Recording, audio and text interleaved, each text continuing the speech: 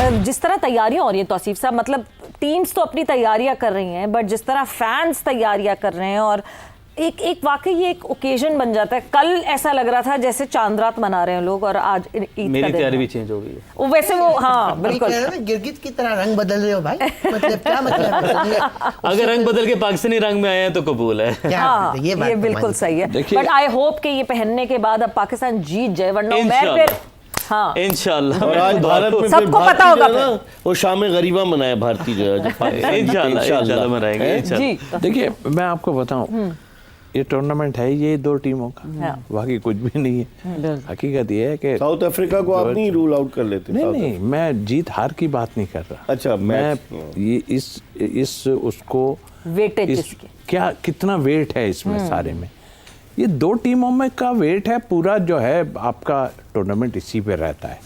आप उनको आगे पीछे कर रहे थे, हमें निकालने की कोशिश कर रहे थे, तो हमारा ये है सारा कुछ। लेकिन हाँ, हाइप ज़रूर मिली है।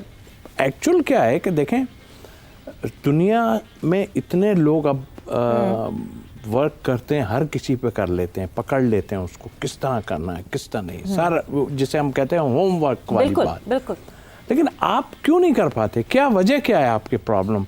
आपने कई जगह पे ऐसा किया, किसी को हमारे यहाँ पिच नहीं पढ़ पाता कोई, आप होमवर्क करने की बात कर रहे हैं। सर पिच की चलें, वो एक बना हुआ है ना इमेज, यही नहीं पता कि अब हमें इस पे क्या करना चाहिए। आपकी अपनी 11 की टीम जो खेल रही है ना जी, वो तो देख लें आप क्या है। आप बार बार ये सोचते यार हमें नीचे तक रखना है, पता नहीं ऊपर वाले करेंगे नहीं करेंगे, ये आपका प्रॉब्लम तो बड़ा प्रॉब्लम है ना।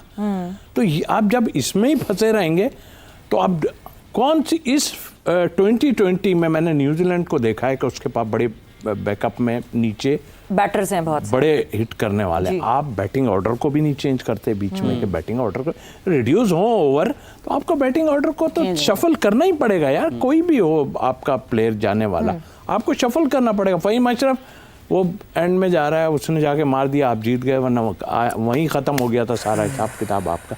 तो आई थिंक मेरा ख्याल है ये सोचने का मुकाम है।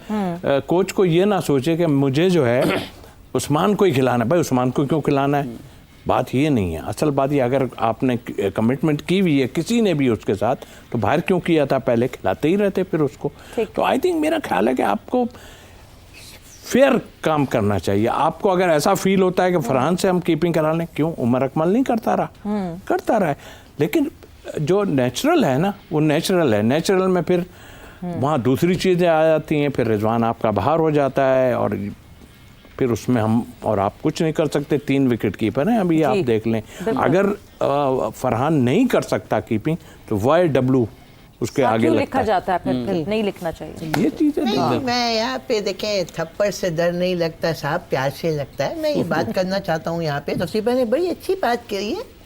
देखिए मैं समझता हूँ आपने वेटेज की बात की है कि ये 2 टीमें हैं, और ये मैं आपको बताऊँ इस वर्ल्ड कप में नेपाल वर्सेस नमीबिया फाइनल खेल रही है। Breaking news, Nepal versus Namibia.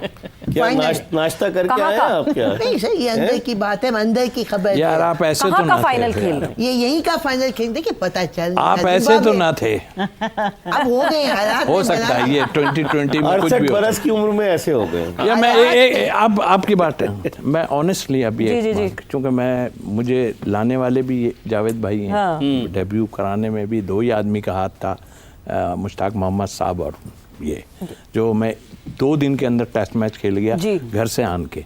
तो आई है ना ये आई, और मैंने जितना टाइम इनके साथ खेला है ना, कैन यू बिलीव, मैं क्या बताऊं कि क्या यहाँ से दिमाग था। अकेले ही बता रहा हूँ ना, क्या दिमाग था, क्या दिमाग। हाँ नहीं, अभी तो इधर उधर हो रहे हैं आप, ये नहीं, यू आर द ग्रेट। मैं आपको ऑनेस्टली बोलूँ, लेकिन क्या दिमाग था सवेरा, खुदा की कसम। मैंने तो मेरे साथ, मतलब ये हमारे साथ कमरे में हमारे आते जाते बहुत थे।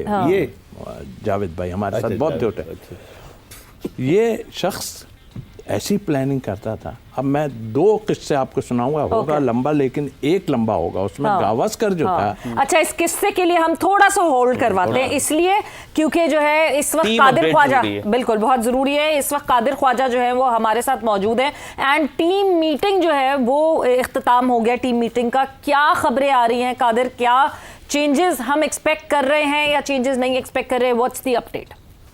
देखिए मेरा मैं इस वक्त कोलंबो और प्रेमदासा क्रिकेट स्टेडियम बाहर मौजूद हूँ और अभी सबसे पहले टीम प्लेइंग 11 से मुतालिक बताने से पहले मैं अगर बताऊं यहाँ पे वेदर का, क्योंकि लोगों की क्यूरियोसिटी का लेवल जो है वो इस वक्त पीक पर पहुंच चुका है और वो सिर्फ वेदर का पूछना चाहते हैं कि मैच होगा या नहीं। वेदर फोरकास्टिंग के हवाले से अगर बताएं तो यहाँ पर इस वक्त सूरज भी निकला हुआ है, हल्के फुल्के बादल है, लेकिन जो मेट ऑफिस है, जो महकमा मौसमी है कोलंबो का, श्रीलंका का, वो ये बताता है कि मतलब बिल्कुल अबरलूद नहीं होगा और मैच होगा। किसी किस्म का बारिश का कोई खतरा अभी मौसूल नहीं हो रहा और जो चांसेस 70 से 80% थे वो अब कम होकर 20 से 25% तक आ चुके हैं। अब दूसरी जानिब आते हैं प्लेइंग 11 के हवाले से बात करते हैं तो प्लेइंग 11 के हवाले से कप्तान, टीम मैनेजमेंट और कोचिंग स्टाफ के दरमियान जो मीटिंग हुई थी वो इख्तिताम पजीर हो चुकी है और उसमें ये फैसला किया गया है कि जो ग्राउंड की कंडीशन है वेदर फोरकास्ट को देखकर जो ओवरकास्ट कंडीशन अगर होती है तो फिर जो है वो फास्ट बॉलर भी शामिल किया जाएगा।